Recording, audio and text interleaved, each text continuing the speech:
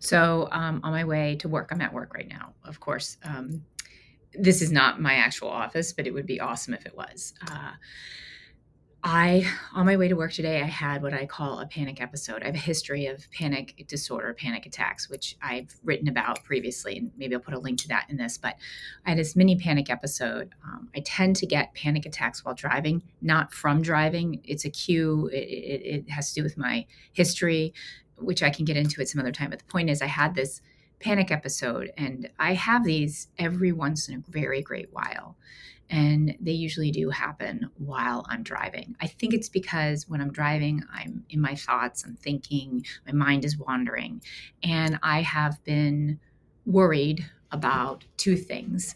One, the world. Okay, so that's a whole separate podcast or video or, um, yeah, Substack, which I'll talk to you about. But the other thing is I am now on book number, let's see, 4, 5, 6, 7, 8, 9. Technically, this is book number 9 that just came out.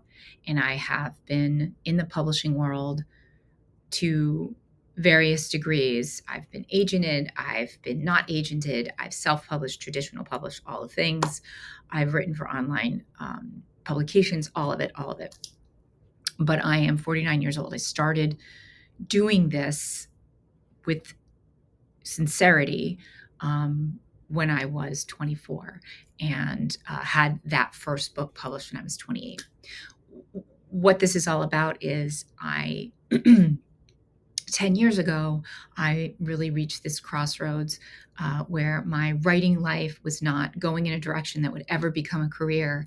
And my other career, the sort of my day job, was really developing and blooming. And I had to kind of make a choice, and I did, and it turned out okay. I became a psychotherapist.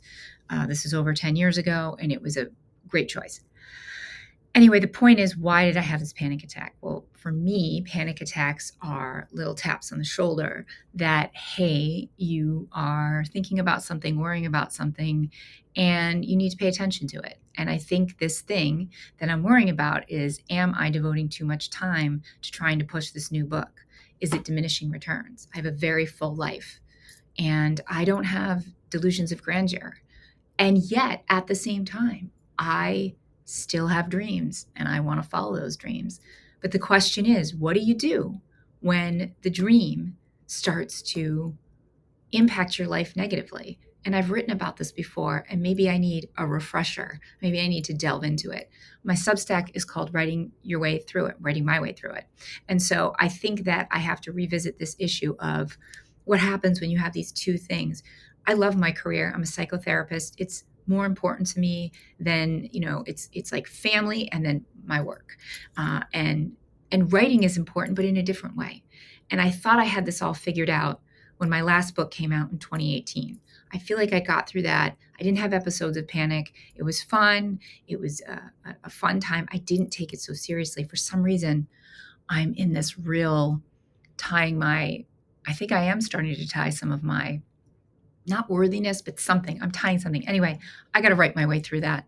If you've ever experienced any of this, or you have feelings about this and you're a writer, I'd love to hear from you. I don't know if anyone's going to watch this, but I'm going to do my fun ending. This will be my signature ending for every one of these. Here we go.